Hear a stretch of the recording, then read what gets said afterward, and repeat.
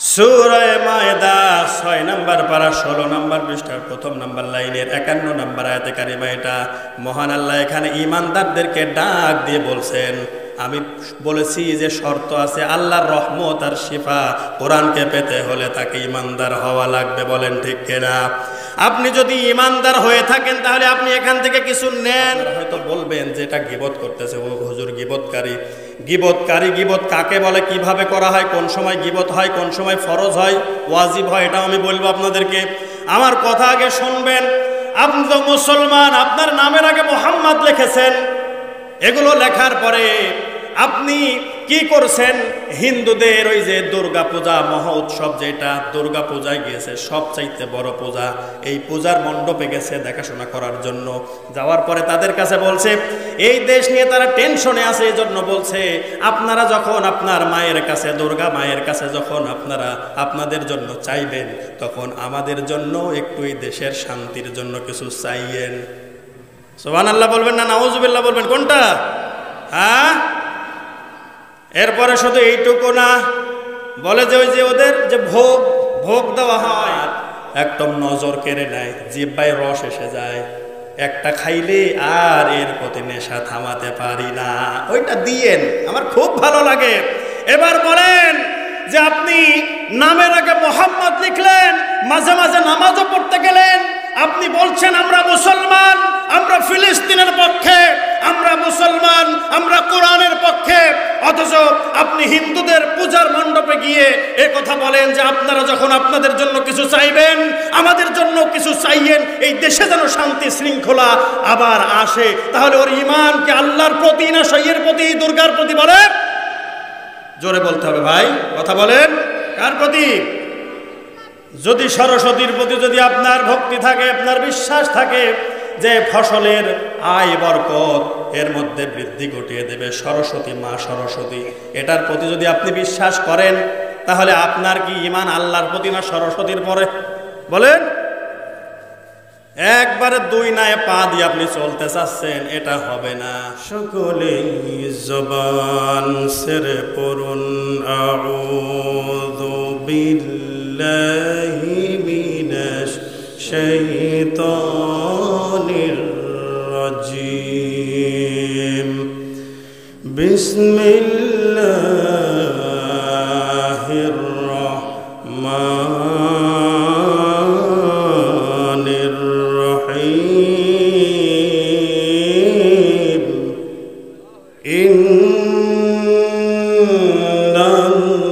ইন্নাল্লাহা ইয়া'মুরু বিল আদলি ওয়াল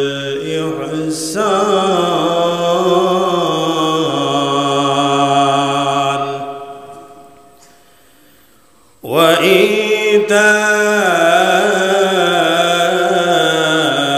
ইতা'i যিল কুরবা ওয়া ইয়ানহা আনিল ফাহশা'i ওয়াল মুনকার ওয়া ইয়ানহা আনিল ফাহশা'i ওয়াল মুনকারি ওয়াল বাগই ইয়া'iযুকুম লা'আল্লাকুম তাযাক্কারুন।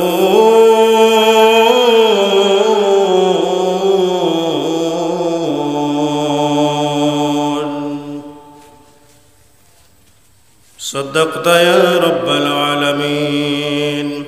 রাসূল আমার ভালোবাসা, রাসূল আমার আলো আশা, রাসূল আমার প্রেম বিরহের মূল আলোচনা, রাসূল আমার কাজে কর্মে অনুপ্রেরণা, রাসূল আমার ভালোবাসা।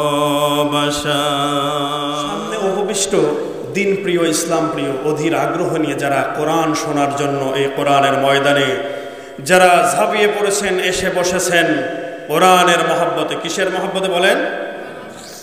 একমাত্র কোরআনের মহব্বতে, কোরআনের মাহফিলের জন্য এই জান্নাতের বাগান আপনাদের জানা আছে, এই জন্য এই জান্নাতের বাগানে আপনারা বসেছেন। সচরাচর এই সকল মানুষকে কোনো যাত্রার প্যান্ডেলে বসতে দেখা যায় না, যে এরকম সুরতে এখানে বসে আছেন, এটা আমার কাছে মনে হয় এবং আসলে হয়তো বা তাই হবে।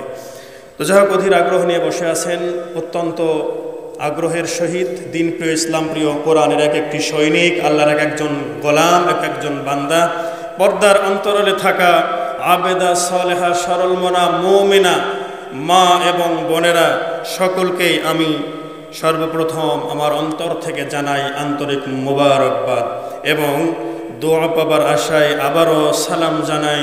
আসসালামু আলাইকুম ওয়া রাহমাতুল্লাহি ওয়া বারাকাতুহু। আশানুরূপ ফল পাওয়া গেল না, আমার ভাই মাওলানা সাহেব বললেন। বুঝতে পেরেছেন আপনারা? আশানুরূপ ফল পাওয়া যায়নি। তার মানে এখানে যতগুলোই আল্লাহর বান্দা আছেন, আমার পরে মনে হয় ব্যক্তিগতভাবে কোনো শত্রুতা আছে আপনাদের? রাগ ক্ষোভ আছে? মারামারি হয়েছিল? তাহলে সবাই মনে হয় মন থেকে উত্তরটা দিতে পারেন নাই। আবারও বলছি, আসসালামু আলাইকুম ওয়া রাহমাতুল্লাহ। এখানে একটা কথা বলি, কষ্ট হচ্ছে আপনাদের? কষ্ট হবে না ইনশাল্লাহ। যারা কোরআনের মাহফিলে মহব্বতের সাথে বসে, কোরআনের জন্য বসে, কোরআনকে মেনে নেওয়ার জন্য বসে, তাদের কষ্ট হবে না। কারণ তারা তো এখান থেকে যাবে খুশি হয়ে। কি হয়ে বলেন? সুসংবাদ নিয়ে যাবে।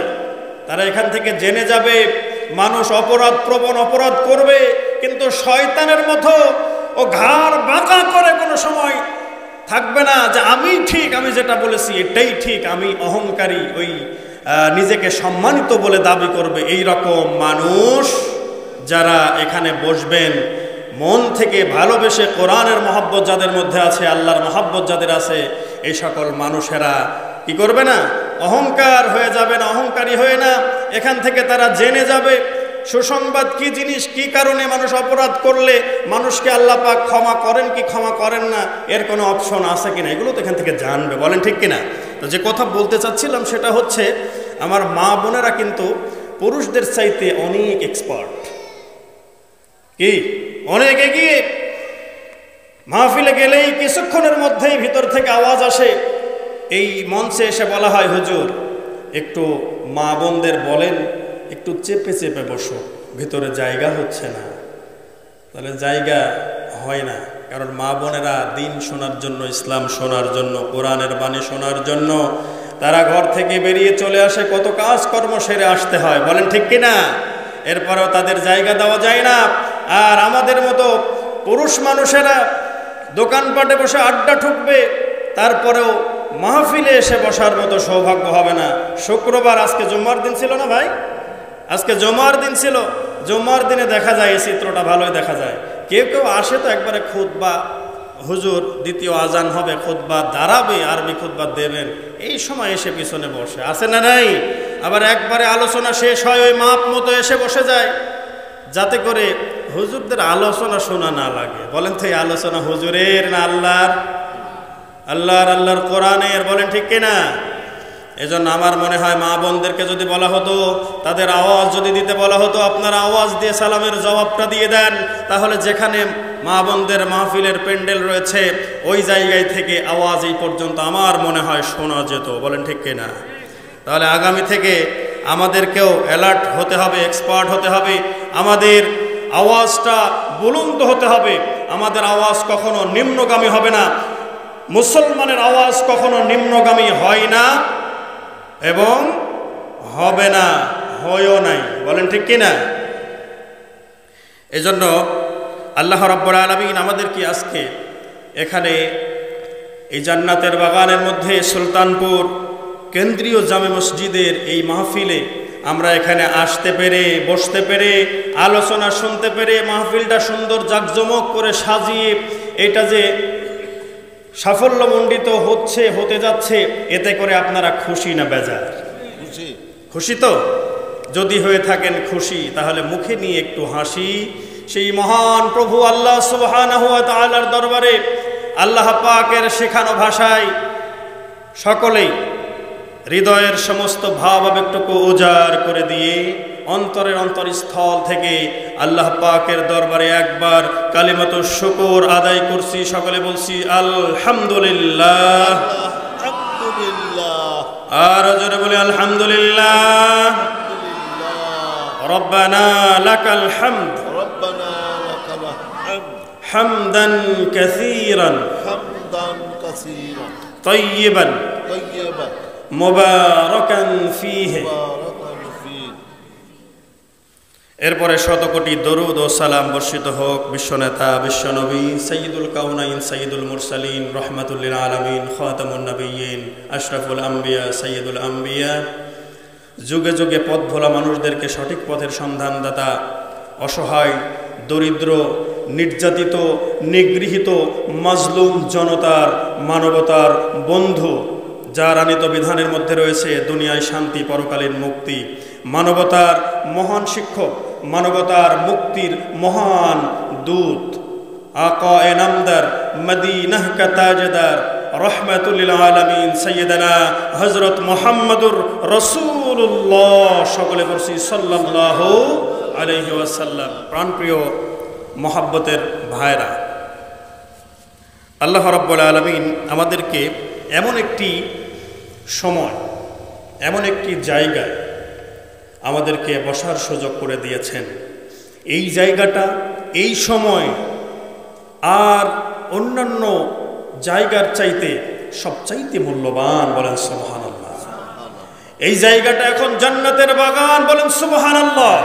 আল্লাহ রাব্বুল আলামিন আমাদেরকে এখানে বসার তৌফিক দান করেছেন। কেননা কোরআনে কারীমের আলোচনা যেখানে হয়, কোরআন যেখানে পড়া হয়, কোরআন যেখানে পাঠ করা হয়, তেলাওয়াত করা হয়, এই জায়গায় আল্লাহ পাকের অগণিত অসংখ্য গগনবিহারী ফেরেশতারাজি এসে ভিড় জমায়। বলেন সুবহানাল্লাহ।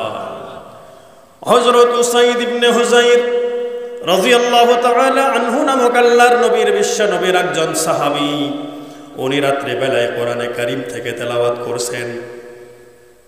তেলাওয়াত যখন করছেন, তার একই ঘরের মধ্যে একটি ঘোড়া ছিল, ঘোড়াটা বাঁধা রয়েছে। কোরআনে কারীম যখন তেলাওয়াত শুরু করে দেয়, তখন কোরআনে কারীমের তেলাওয়াতের সঙ্গে সঙ্গে ঘোড়াটা লাফঝাপ পারা শুরু করে দেয়, লাফাঝাপা পারতে শুরু করে দেয়। এবার যখন কোরআনে কারীমের তেলাওয়াত বন্ধ করে দেয়, তখন ঘোড়াটা থেমে যায়, স্তব্ধ হয়ে যায়, আর নড়াচড়া করে না। এরপরে কিছুক্ষণ পরে যখন আবারও কোরআনে কারীমের তেলাওয়াত শুরু করে দেন, তখন আবারও পূর্বের ন্যায় ঘোড়াটা লাফাঝাপা শুরু করে দেয়। তার পাশেই শোয়া ছিল তার সন্তান উসাইদ ইবনে হুযাইরের সন্তান ইয়াহইয়া। তাকে শুয়ে রাখছিলেন। লাফঝাপ পারার কারণে তার উপরে যদি ঘোড়ার আঘাত লেগে যায়, তাহলে আহত হতে পারে, ক্ষতি হতে পারে। এই জন্য তিনি আবারও কোরআনে কারীম তেলাওয়াত বন্ধ করে দিলেন। এরপরে যখন বন্ধ করে দিলেন, তখন এই আওয়াজ বন্ধ হওয়ার সঙ্গে সঙ্গে ঘোড়াটার লাফাঝাপা বন্ধ হয়ে গেল। এইরকম ভাবে আবারও যখন কোরআন তেলাওয়াত শুরু করে দিলেন, বন্ধুগণ আমার, তখনই ওই ঘোড়াটা আবারও লাফঝাপ করা শুরু করে দিল। এরপরে তিনি কোরআনে কারীমের আওয়াজটা বন্ধ করে দিলেন। ওই অবস্থায় তিনি তাকিয়ে দেখলেন দরজা দিয়ে এক অত্যন্ত সুন্দর আলোকময় আলো দিচ্ছেন, অনেক মিটিমিটি করে আলো জ্বলতেছে। যখনই কোরআনের আওয়াজটা বন্ধ করে দেয়, তেলাওয়াত বন্ধ করে দিল, অমনি দেখলো ওই আলোটা আর দেখা যায় না। তারা আস্তে আস্তে করে উপরের দিকে উঠতে উঠতে শূন্যে মিলিয়ে গেল। পরদিন সকালবেলায় বিশ্বনবীর দরবারে হযরত উসাইদ ইবনে হুযাইর রাদিয়াল্লাহু তাআলা আনহু গিয়ে বললেন, ইয়া রাসূলুল্লাহ, ইয়া হাবিবাল্লাহ, হুজুর, গত রাতে আমি যখন কোরআনে কারীম তেলাওয়াত করতেছিলাম, তখন আমার এই ঘোড়াটা লাফঝাপ পারছিল। বিস্তারিত বিবরণ আমি যেভাবে বলতেছিলাম বিশ্বনবীর কাছে, তার সঙ্গে যা যা ঘটেছে সব কিছুই যখন বললেন, বলার সঙ্গে সঙ্গে আল্লাহর নবী বিশ্বনবী সাল্লাল্লাহু আলাইহি ওয়াসাল্লাম বারবার বলতেছেন, পড়েই যেতে, পড়েই যেতে, পড়েই যেতে। এরপরে তিনি বললেন, বিশ্বনবী, ইয়া রাসূলুল্লাহ, আমি যখনই কোরআনে কারীমের তেলাওয়াত একবারে শেষ করে দিলাম, কিছুক্ষণের মধ্যেই দেখতে পেলাম ওই যে বন্ধ করার মুহূর্তে যেই মিটিমিটি করে আলো জ্বলছিল, আমার কোরআনের আওয়াজ বন্ধ হয়ে যাওয়ার কারণে ওই আলোটা আস্তে আস্তে করে শূন্যে মিলিয়ে গেল। বিশ্বনবী বললেন, তুমি করেছো কি? তুমি পড়েই যেতে, সারা রাত ধরে কোরআনে কারিম পড়ে যেতে, কেননা ওই যে মিটি মিটি করে আলো জ্বলে, আলো দেখছিলে তুমি, আলোক রশ্মি তুমি দেখতে পাচ্ছিলে, তোমার দরজার কাছে এসে ভিড় জমিয়েছিল। এইটা দুনিয়ার সাধারণ কোনো আলো না, এটা হলো আল্লাহ পাকের অগণিত অসংখ্য গগন বিহারী ফেরেশতারাজি। বলেন সুবহানাল্লাহ। তুমি যদি তেলাওয়াত বন্ধ না করতে, তাহলে সকাল বেলায় এই মদিনার সমস্ত মানুষ, এই ছোট থেকে বড় পর্যন্ত সবাই আল্লাহর ফেরেশতাদেরকে দেখতো, তারা যেত না। বলেন সুবহানাল্লাহ। কি মনে হয় আপনাদের? কোরআনে কারিমের আওয়াজ, কোরআনে কারিমের তেলাওয়াত, কোরআনে কারিমের বিবরণ যেখানে দেওয়া হয়, সেই জায়গাটা কি অন্য কোনো সাধারণ জায়গার মতো? বলে অন্য কোনো সাধারণ জায়গার মতো না। এই জায়গাটা হলো অত্যন্ত সম্মানের, অত্যন্ত মর্যাদাশীল জায়গা। এই জায়গার অন্য কোনো জায়গার এই জায়গার সঙ্গে কোনো তুলনা হবে না। বলেন ঠিক কিনা? এজন্য কষ্ট হচ্ছে আপনাদের? না। তাহলে এই সকল জায়গায় এসে কষ্ট হয়? হ্যাঁ, কষ্ট কারো হয়। ওই সকল মানুষের কষ্ট হবে যারা আবু জেহেল মার্কা লোক, তাদের কষ্ট হবে। বলেন ঠিক কিনা? বলেন। কোরআনের কারিমের আওয়াজ তো সবার ভালো লাগবে না। কোরআনের কথা কিছু আছে মিষ্টি, কিছু আছে ভালো, পক্ষে যায় ওইগুলো ভালো লাগে। আবার কিছু কথা আছে কঠিন, আছে না নাই? বিরুদ্ধে গেলে তখন সেই কথাটা আর সুমিষ্ট লাগে না, তখন সেইটা হয়ে যায় কষ্টকর। যেমন আপনি দেখবেন, ডাক্তারের কাছে যখন আপনি যাবেন, ডাক্তারের কাছে যাওয়ার পরে দেখবেন যে কিছু ঔষধ দেবে ডাক্তার, রোগ নির্ণয় করার পরে ওষুধ দেবে। সেই ওষুধ কিন্তু কিছু কিছু ওষুধ আছে মিষ্টি, খাইতে ভালো লাগে। বাচ্চাদেরকে দিলে তারা ওই ওষুধটা একবার খাইলে আবার চায়। বলেন ঠিক কিনা? আবার কিছু ওষুধ আছে, এই ওষুধটা একবার খাওয়াইলে আর জীবনে ওই ওষুধ খাইতে চায় না। আছে না নাই? আছে। একজনের অসুখ হয়েছে, এক বাচ্চার অসুখ হয়েছে। অসুখ হওয়ার পরে ডাক্তারখানায় নিয়ে গেছে। ডাক্তারের কাছে নিয়ে যাওয়ার পরে তাকে পরীক্ষা নিরীক্ষা করে যতটুকু যা কিছু করার দরকার করার পরে ডাক্তার সাহেব এখন ট্রিটমেন্ট দিচ্ছেন। বলছেন যে ওষুধ তো অত্যন্ত তিতি। এবার আপনারা বলেন, ওষুধ খাইলে কি রোগ ভালো হয় কি হয় না? কি হয়? রোগ বাইরে যায়। কোনটা? যদি সঠিক রোগের ওষুধ যদি পড়ে যায়, আল্লাহ পাক ভালো করনেওয়ালা, ওষুধের কোনো ক্ষমতা নাই। আমি ওই অর্থে বলছি না কো, এখানে জাস্ট বোঝানোর স্বার্থে বলছি। আমরা তো খাই নাকি? ওষুধ খাই না? এখন যদি বলি যে ওষুধ খাই, ওষুধ খান কে আপনি? আল্লাহ তো সব কিছু করেন, তো ওষুধ খান কে? এই ওষুধ খাওয়াটাও সুন্নাহ। বলেন ঠিক কিনা? এজন্য আমাদেরকে শুধু দোয়া করলে হবে না, দাওয়াও দিতে হবে। বিশ্বনবী সাল্লাল্লাহু আলাইহি ওয়াসাল্লামের একদিন তার আঙ্গুলের উপরে একটা পোকাই কামড় দিয়েছে, অত্যন্ত কষ্টদায়ক, যন্ত্রণাদায়ক। বিশ্বনবী সাল্লাল্লাহু আলাইহি ওয়াসাল্লাম আম্মাজান আয়েশা সিদ্দিকা রাদিয়াল্লাহু তাআলা আনহার কাছে বললেন, হে আয়েশা, তুমি একটু পানি গরম করো, একটু লবণ দিয়ে পানি গরম করার কথা বললেন। যখনই পানি গরম করলেন, ওইটা কি করলেন? বিশ্বনবীর আঙ্গুলের উপর ঢালতে বললেন, এবং বিশ্বনবী সাল্লাল্লাহু আলাইহি ওয়াসাল্লাম সূরা ইখলাস, সূরা ফালাক আর নাস পড়ে ফু দিলেন। বলেন সুবহানাল্লাহ। আম্মাজান আয়েশা সিদ্দিকা রাদিয়াল্লাহু আনহা বললেন, ইয়া রাসূলুল্লাহ, আপনি তো ফু দিলেই হয়ে যেত, এ পানি গরম করার দরকার ছিল। আল্লাহর নবী বললেন, হে আয়েশা, এটা হচ্ছে দোয়া আর ওইটা হচ্ছে দাওয়া। ওটা মাধ্যম, আর সব কাজই সব সময় দোয়া দিয়ে কাজ করলে হবে না, দাওয়াও লাগবে। বলেন ঠিক কিনা? এজন্য আপনার সমস্যা আছে, আপনি শুধু আল্লাহর কাছে কাঁদলেন, আল্লাহ ভালো করে দেন, কিন্তু আপনার অসুখ ভালো করার মতো, অসুখ ভালো করার মতো ঔষধি ব্যবস্থা আল্লাহ পাক করেছেন কি করেন নাই? বলেন। তার ওই জায়গা পর্যন্ত আপনাকে যেতে হবে। তো ওই অর্থে আমি বলছি, আপনারা ভুল বুঝবেন না। কিছু কথা বলতে গেলে কিছু কথা ছেড়ে যায়, আবার লাস্টে লোকমা দিয়ে বলবেন হুজুর ওষুধ ভালো করে, তাহলে আল্লাহর কি দরকার? আল্লাহর ক্ষমতা নেই তো ওষুধেরই তো দরকার নেই। আমরা জানি যে আল্লাহ যদি ভালো করে দেন। তো ওই কথায় আসছি না, এজন্য বলছি যে আল্লাহ সব কিছু করেন, আল্লাহ ওর মধ্যে গুণাগুণ দিয়ে দিয়েছেন। আল্লাহ চাইলে ঔষধ সেবন করলে অসুখ ভালো হয়। বলেন ঠিক কিনা? এই জন্য ওই বাচ্চাকে নিয়ে গেছে, ডাক্তার দেখে ওষুধ দিয়েছে। ঔষধ দেওয়ার পরে ডাক্তার সাহেব বলেছেন, এই ওষুধ তো অত্যন্ত তিতা। কিছু ওষুধ আছে মিষ্টি মিঠা, আর কিছু ওষুধ আছে তিতা। মিঠাটা খাওয়া যায় কিন্তু তিতাটা খাওয়া কষ্ট হয়। বাচ্চারা তো খেতে চায় না এখন খাওয়ানোর জন্য। তাকে কি করা লাগবে? সন্দেশ নিয়ে গিয়ে আপনি কি করবেন? 10টা বড়ি দিয়ে দিলাম, এই 10টা ওষুধ আপনি আপনার সন্তানকে সন্দেশের মধ্যে দিয়ে খাওয়াবেন। একদিন একটা করে ডোজ। এখন বাড়িতে নিয়ে গিয়ে কি করেছে? প্রতিদিন ওই সন্দেশের মধ্যে ওষুধ ভরবে, এটা ঝামেলা মনে হয়েছে, যার কারণে একই দিনে 10টা সন্দেশের মধ্যে 10টা ওষুধ বড়ি রেখে দিয়েছে। রেখে দেওয়ার পরে বাপ বা মা বাহিরে যাওয়ার সময় বলে গিয়েছে, বাবারে ওই জায়গায় ওষুধ রয়েছে, ওই ওষুধটা ওখানে একটা সন্দেশ রয়েছে, কয়টা সন্দেশ আছে ওখান থেকে একটা সন্দেশ খেয়ে নিবা, একটা খাবে, বেশি খাবা না। এই সন্তান কি করেছে? মা যখন বাড়িতে আসলো, আসার পরে দেখে ওখানে কোনো সন্দেশ আর বাকি নেই, সবগুলো সন্দেশ শেষ হয়ে গেছে। একবারে 10 দিনের ডোজ। কয় দিনের?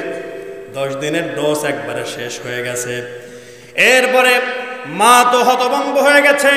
বাবার কাছে তো বলা যাবে না, বললে তো খবর খারাপ আছে না নাই। এই জন্য ওই যে শিয়ালের কাছে মুরগি বর্গা দিয়ে যাওয়ার মতো অবস্থা হয়েছে। সন্তানের ভালো লেগেছে মিষ্টি জিনিস, মিষ্টিটা খেয়ে নিয়েছে একবারে 10টাই সাবার। এরপরে মা হতচকিয়ে গিয়ে বলছে, কি ব্যাপার, এখানে কোনো মিষ্টি আর দেখছি না, সন্দেশগুলো কই গেল? সন্দেশ তো 10টা ছিল, তোরে বলেছিলাম একটা খাবি, বাকিগুলো আর খাবি না। তো বলে যে মা আমি সবগুলো খেয়ে নিয়েছি, ভালো লেগেছে, কিন্তু ভিতরে দেখতে পেলাম বিসির মতো একটা করে বিসি আছে। তো বলে যে বাবারে কি করেছিস? তো বলে যে খাওয়ার সময় দেখলাম বিসি। বিসি কি খাওয়া যায় নাকি? সব জানালা দিয়ে ফেলে দিয়েছি। হ্যাঁ, তাও এবার মা আশ্বস্ত হলো যে না, ওষুধ তো 10 দিনের ওষুধ একদিনে খেয়ে নিলে তো কি হয়ে যেত জানি না। এই জন্য আমার ভাইরা আমি বলতে চাচ্ছিলাম, কোরআনে কারিমের কিছু আয়াত আছে মিঠা, আবার কিছু আয়াত আছে তিতা। এই জন্য ঔষধ আবার যারা খাবে তাদের রোগ ভালো হবে। আর ঔষধ যদি ওই বাচ্চার মতো ঔষধ ওই সন্দেশের মধ্যে, মিষ্টি জিনিসের মধ্যে বিসি বেছে বেছে জানালা দিয়ে যদি ফেলে দেয়, তাহলে কি ওই ব্যক্তির রোগ ভালো হবে নাকি? ভালো হবে? আমার ভাইরা, এই কোরআনে কারিমকে আল্লাহ রাব্বুল আলামিন নাজিল করে দিয়েছেন। এই কোরআনে কারিমটা হলো শিফা, মানুষের জন্য রোগ নিরাময়ক হিসেবে কাজ করবে। আল্লাহ রাব্বুল আলামিন ডাক দিয়ে বলেন, ওয়া নুনাজ্জিলু মিনাল কুরআনি মা হুয়া শিফাউ ওয়া রাহমাতুল লিল মুমিনিন ওয়া লা ইয়াজিদুয যালিমিনা ইল্লা খাসারা।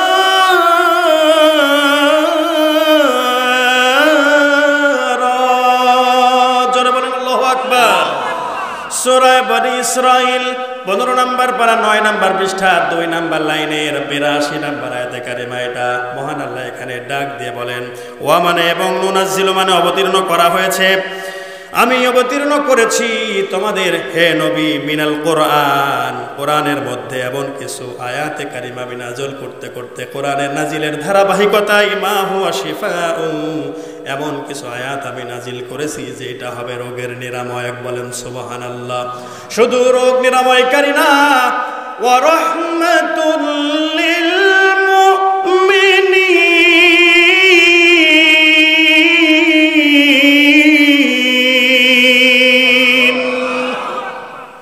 শুধু রোগের নিরাময়ক না, শিফা না, এর সাথে সাথে আমি আল্লাহ রাব্বুল আলামিন এই কোরআনে কারিমটাকে রহমাত হিসেবে, দয়া হিসেবে, অনুকম্পা হিসেবে নাজিল করে দিয়েছি। বলেন সুবহানাল্লাহ। এটা এখানে আবার শর্ত আছে। শর্ত হলো ইমানদার হতে হবে, মুমিন হতে হবে, বিশ্বাসী হতে হবে, আল্লাহকে বিশ্বাস করতে হবে, আল্লাহর রাসূলকে বিশ্বাস করতে হবে, কোরআনকে বিশ্বাস করতে হবে, আসমানি কিতাবগুলোকে বিশ্বাস করতে হবে, সমস্ত নবী আলাইহিমুস সালামদেরকে বিশ্বাস করতে হবে, ফেরেশতায় বিশ্বাস করতে হবে। আমরা জানি ঈমান আনতে হয় 7টি বিষয়ের উপরে। ঈমানে কালেমার মধ্যে আছে না নাই? আমানতু বিল্লাহি ওয়া মালাইকাতিহি ওয়া কুতুবিহি ওয়া রুসুলিহি ওয়াল ইয়াউমিল আখির ওয়াল কদরি খায়রিহি ওয়া শাররিহি মিনাল্লাহি ওয়াল বাসি বাদাল মাউত। বলেন ঠিক কিনা? আমার ভাইরা, এক নাম্বার আল্লাহর প্রতি ঈমান আনতে হবে। আমানতু বিল্লাহ, আমি ঈমান এনেছি। বলেন সবাই, আমি ঈমান এনেছি। বলেন আল্লাহর প্রতি, বিল্লাহি কার প্রতি? আল্লাহর প্রতি। ওয়া মালাইকাতিহি, আল্লাহর ফেরেশতাদের প্রতি। কার প্রতি?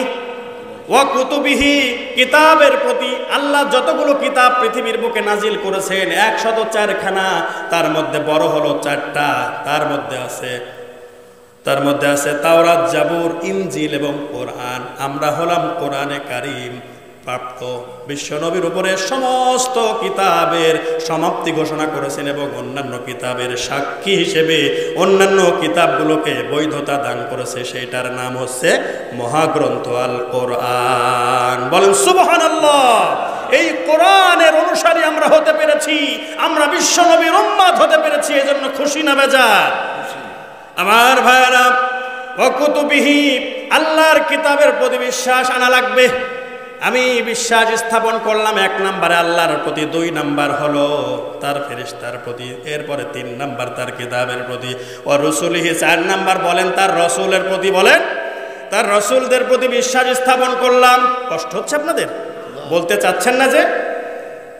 নাকি আমি শুধু আনবো ঈমান, আপনাদের দরকার নেই? বলেন হ্যাঁ। ওয়া রসুলিহি, তার রসুলের প্রতি, আল্লাহ পাক যাকে প্রেরণ করেছেন এই বার্তা বাহকের প্রতি, আম্বিয়ায়ে কেরাম আলাইহিমুস সালামদেরকে বিশ্বাস করতে হবে। ঘোষণাকার, আরো জোরে বলেন ঘোষণাকার। ওয়াল ইয়াউমিল আখিরি, 5 নাম্বার হচ্ছে আখিরাতে, পরকাল। এই কালই শেষ কাল নয়, এরপরে আরেকটা কাল আছে না নাই? এখন স্যার ছাত্রকে প্রশ্ন করছে, বলতো কাল কত প্রকার? তো কাল আবার কত প্রকার? এ তো অনেকগুলো বাইর করে ফেলছে। তো ধরেন বলে 5-6 প্রকারের বলে ফেলছে। তো কি কি বলে? অতীতকাল, বর্তমানকাল, আর একটা ভবিষ্যৎকাল। তারপরে ওই আরেক জায়গায় আছে ওই টালুকাল, মালুকাল। এরপরে ধরেন বলছে যে ইহকাল আর পরকাল। আছে না? না, এরকম বলা বোঝাওয়ালা। তাহলে কাল ইহকালই শেষকাল নয়, পরকালের কাল আছে না নাই? এই জন্য আল্লাহর রাসূল বললেন ওয়াল ইয়াউমিল আখির, পরকালে বিশ্বাস স্থাপন করতে হবে। এরপরে হলো 6 নম্বরে ওয়াল কদরি খায়রিহি ওয়া শাররিহি মিনাল্লাহি তাআলা, তকদির মানে ভাগ্য, অদৃষ্ট, এটার উপর বিশ্বাস স্থাপন করতে হবে। যা কিছু হয় সব কিছু আমার আল্লাহ পাকের তরফ থেকে ভালো আর মন্দ হয়। বলেন ঠিক কিনা? এইটার বিশ্বাস স্থাপন করতে হবে। আর 7 নাম্বার এবং সর্বশেষ নাম্বার হচ্ছে ওয়াল বাসি বাদাল মাউত, মৃত্যু পরবর্তী জীবনে আবার ওঠা লাগবে, পুনরুজ্জীবিত করা হবে, পুনর্জীবন দান করা হবে। এই 7টাতে বিশ্বাস স্থাপন করা মানে মূল যে ইমানি কালেমা, ইমান বিষয়ক যে কালেমা, সেইটা হচ্ছে 7টা কথা এখানে এসেছে। এই 7টা বিষয় ইমান আনতে হবে। এই জন্য আমার ভাইয়েরা, আল্লাহ রাব্বুল আলামিন, এবার আপনারা দেখুন আল্লাহ পাক যে শেফা এবং রহমাত হিসেবে কোরআনে কারিমকে নাজিল করে দিয়েছেন। এখন আপনি আপনার সঙ্গে হিসাব লাগান, আপনি কি এই 7টা বিষয়ের প্রতি অন্তত পক্ষে বিশ্বাস এনেছেন কিনা? দেখেন আপনি বিশ্বাস স্থাপন করেছেন কিনা। আপনি কি কালিমা তাইয়্যিবা ভালো করে বুঝে শুনে পড়েছেন এবং এর উপর আমল করছেন কিনা? লা ইলাহা ইল্লাল্লাহ, আল্লাহ ছাড়া কোনো ইলাহ নেই, মুহাম্মাদুর রাসূলুল্লাহ, আর বিশ্বনবী মহানবী মুহাম্মদ সাল্লাল্লাহু আলাইহি ওয়াসাল্লাম হলেন আল্লাহ পাকের রাসূল। এটাতে বিশ্বাস স্থাপন করেছেন কিনা? নাকি আপনি এটাও বিশ্বাস করেন আবার পূর্বেকার সময়কার, এই বিগত 16 বছরের শেষের দিকের কথা আমি বলতেছি, ওই জায়গায় ধর্মমন্ত্রী ছিল আনিসুল হক। আপনারা জানেন কি জানেন না? আপনারা হয়তো বলবেন যে এটা গীবত করতেছে, ও হুজুর গীবতকারী। গীবত কাকে বলে, কিভাবে করা হয়, কোন সময় গীবত হয়, কোন সময় ফরজ হয়, ওয়াজিব হয়, এটাও আমি বলবো আপনাদেরকে। আমার কথা আগে শুনবেন। আপনি তো মুসলমান, আপনার নামের আগে মোহাম্মদ লিখেছেন। এগুলো লেখার পরে আপনি কি করছেন? হিন্দুদের ওই যে দুর্গা পূজা মহা উৎসব, যেটা দুর্গা পূজায় গিয়েছে সবচাইতে বড় পূজা, এই পূজার মণ্ডপে গেছে দেখাশোনা করার জন্য। যাওয়ার পরে তাদের কাছে বলছে, এই দেশ নিয়ে তারা টেনশনে আছে, এই জন্য বলছে আপনারা যখন আপনার মায়ের কাছে, দুর্গা মায়ের কাছে যখন আপনারা আপনাদের জন্য চাইবেন, তখন আমাদের জন্য একটু এই দেশের শান্তির জন্য কিছু চাইয়েন। সুবহানাল্লাহ বলবেন না নাউজুবিল্লাহ বলবেন? কোনটা? হ্যাঁ। এরপরে শুধু এইটুকু না, বলে যে ওই যে ওদের যে ভোগ দেওয়া হয়, বলছে যে আপনাদের যে ওইটা, ওই যে ভোগ, ওই জিনিসটা আমার একদম নজর কেড়ে নেয়, জিহ্বায় রস এসে যায়, একটা খাইলে আর এর প্রতি নেশা থামাতে পারি না, ওইটা দিয়েন, আমার খুব ভালো লাগে। এবার বলেন যে আপনি নামের আগে মোহাম্মদ লিখলেন, মাঝে মাঝে নামাজও পড়তে গেলেন, আপনি বলছেন আমরা মুসলমান, আমরা ফিলিস্তিনের পক্ষে, আমরা মুসলমান, আমরা কোরআনের পক্ষে, অথচ আপনি হিন্দুদের পূজার মণ্ডপে গিয়ে এ কথা বলেন যে আপনারা যখন আপনাদের জন্য কিছু চাইবেন, আমাদের জন্য কিছু চাইয়েন, এই দেশে যেন শান্তি শৃঙ্খলা আবার আসে। তাহলে ওর ঈমান কি আল্লাহর প্রতি না শৈয়ের প্রতি, দুর্গার প্রতি? বলে জোরে বলতে হবে ভাই, কথা বলেন, কার প্রতি? যদি সরস্বতীর প্রতি যদি আপনার ভক্তি থাকে, আপনার বিশ্বাস থাকে যে ফসলের আয় বরকত এর মধ্যে বৃদ্ধি ঘটিয়ে দেবে সরস্বতী, মা সরস্বতী, এটার প্রতি যদি আপনি বিশ্বাস করেন, তাহলে আপনার কি ঈমান আল্লাহর প্রতি না সরস্বতীর পরে? বলেন। একবারে দুই নায়ে পা দিয়ে আপনি চলতে চাচ্ছেন, এটা হবে না।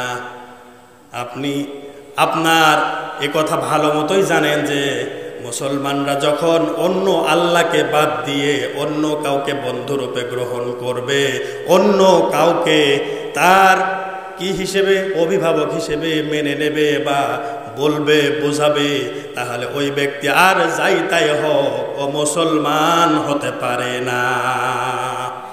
আল্লাহ রাব্বুল আলামিন ঘোষণা করে দিয়েছেন, ইয়া আইয়ুহাল্লাযীনা আমানু اتخذوا اليهود والنصارى أولياء بعضهم أولياء بعض ومن يتولهم منكم فإنه منهم إن الله لا يهدي القوم الظالمين।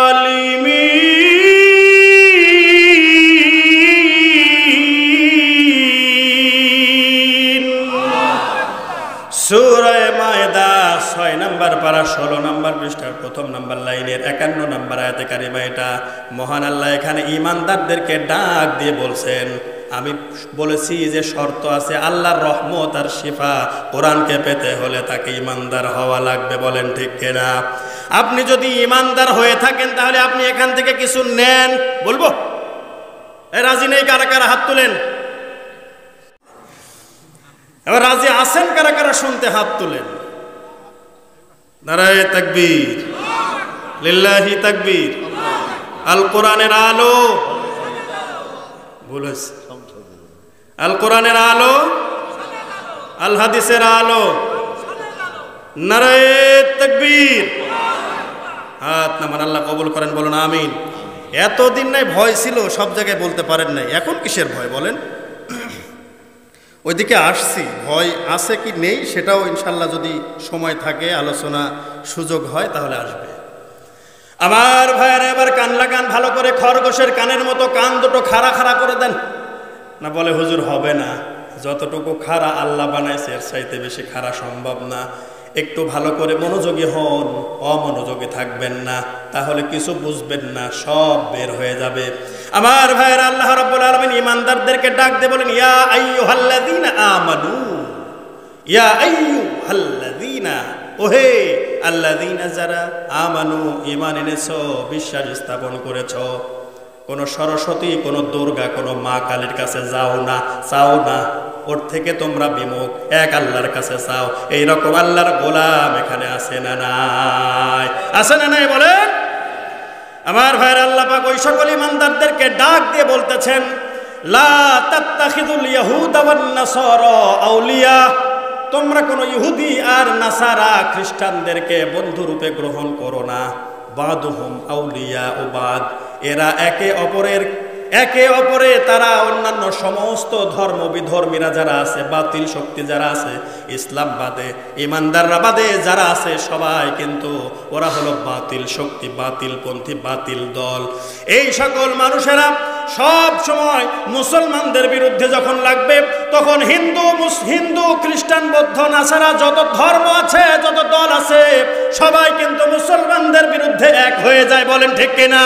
এই জন্য আল্লাহ বলছেন বাদুহুম আউলিয়া বাদ, এই সকল মানুষেরা তারা কিন্তু তোমাদের বিরুদ্ধে তারা সবাই সোচ্চার হয়ে যায়, এক হয়ে যায়।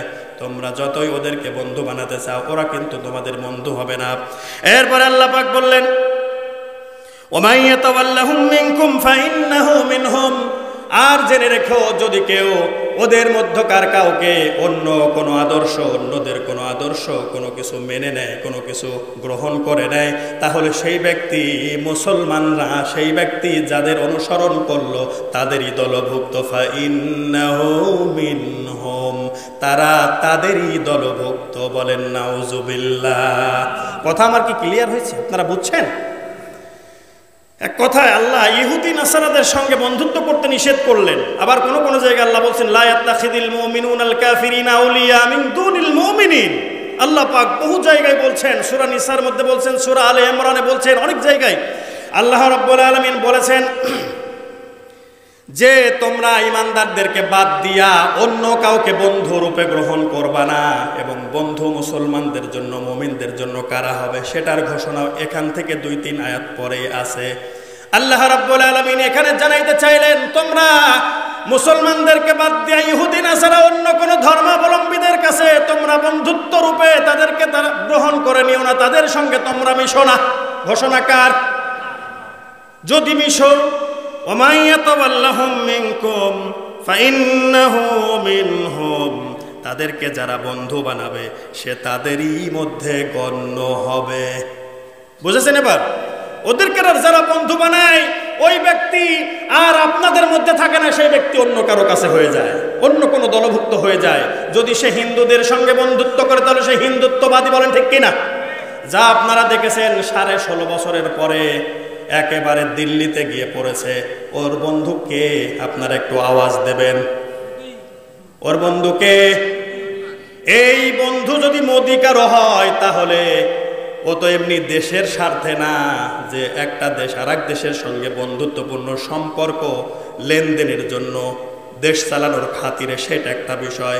কিন্তু গলায় গলায় পীড়িত, বন্ধু যা বলে তাই করতে চায়, হিন্দুত্ববাদী কায়েম করতে চায়। আপনারা দেখেছেন বিগত বছরগুলোতে প্রাইমারি স্কুলের শিশু বাচ্চাদের বইয়ের মধ্যে পাতাই পাতাই কি করেছিল, পাঠ্য তালিকার মধ্যে সংস্কার করে হিন্দুদের ওই গরুর পূজা করা, বিভিন্ন রকম ভাবে মুসলমানদেরকে, এই বাচ্চাদেরকে, কোমলমতি শিশুদেরকে, আপনাদেরই আমাদেরই, তাদেরকে শেখাতে ছিল হিন্দুত্ববাদী। বলেন ঠিক কিনা? তাহলে ও কি বন্ধু দেশ চালানোর জন্য, নাকি এ দেশের মুসলমানদেরকে একেবারে তাদের মাথায় কোরাল মারার জন্য, মুসলমানদেরকে একবারে বিলুপ্ত করার জন্য? কথা বলেন, বলেন, কথা বলছেন না কেন? আপনারা মনে হচ্ছে যে কষ্ট পাচ্ছেন, আবার মনে হয় ঘুম টুম চাপে গেছে নাকি?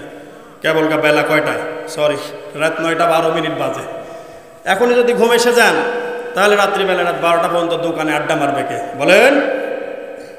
আমার ভাইরাতে আল্লাহ পাক জানিয়ে দিলেন ওমান ইয়াতাওয়াল্লাহুম মিনকুম ফাইন্নাহু মিনহুম, যদি কেউ অন্য কোনো ধর্মাবলম্বীদেরকে বন্ধুরূপে গ্রহণ করে নাই, মুসলমানদেরকে বাদ দিয়া, তাহলে বুঝবা ও ব্যক্তি ওদের হয়ে গেছে।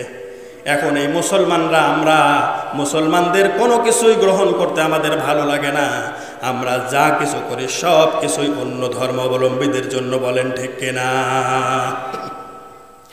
মুসলমানরা ইসলামের পক্ষে একদিন মিছিল করে না, অথচ রাত 3টার সময় ফুটবল খেলা হয় কোন দেশে, আর এই দেশের পোলাপানরা, এদেশের যুবক বৃদ্ধ কত মানুষ, খেলা প্রিয় মানুষেরা জিতে গেলে মিছিল করে, আবার মারামারি করে।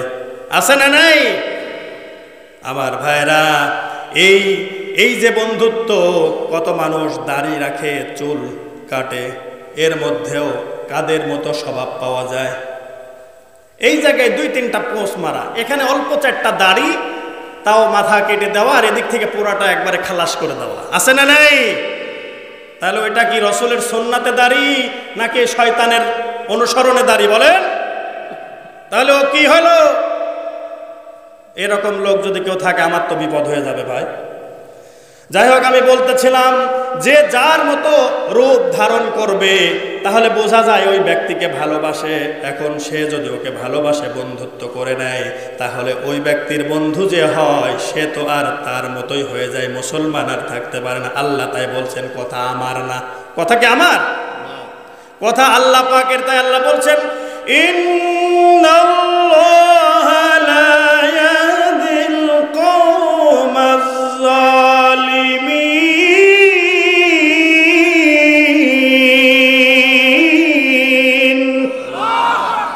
আল্লাহ বলছেন নিঃসন্দেহে আল্লাহ রাব্বুল আলামিন কোন জালিমকে পথ দেখান না, হেদায়েত দান করেন না। আমার ভাইরা, এখান থেকে সংক্ষিপ্তভাবে আপনাদেরকে বলতে চাই যে মুসলমানদের বন্ধু কারা হবে, এটা বলে আমরা আলোচনা অন্যদিকে চলে যাব। আল্লাহ রাব্বুল আলামিন ঘোষণা করেছেন ইন্নামা ওয়ালিয়ুকুমুল্লাহু ওয়া রাসূলুহু ওয়াল্লাযীনা আমানুল্লাযীনা ইউকিমুনাস সালাতা ওয়া ইউতুনাজ যাকাতা ওয়া হুম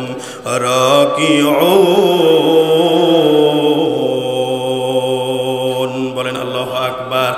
সূরা মায়দা, ওই একই সূরার 6 নম্বর পারা 16 নম্বর পৃষ্ঠার 12 নম্বর লাইনের 55 নম্বর আয়াতে কারিমা এটা। মহান আল্লাহ এখানে বলেন ইন্নামা ওয়ালিয়ুকুমুল্লাহু ওয়া রাসূলুহু ওয়াল্লাযীনা আমানুল্লাযীনা ইউকিমুনাস সালাহ। হে মুসলমানগণ, হে মুমিনেরা, তোমাদের বন্ধু তো কেবল আল্লাহ এবং তার রাসূল। ওয়াল্লাযীনা আমানু, এবং যারা ঈমান এনেছে, বিশ্বাস স্থাপন করেছে তারা। বলেন সুবহানাল্লাহ।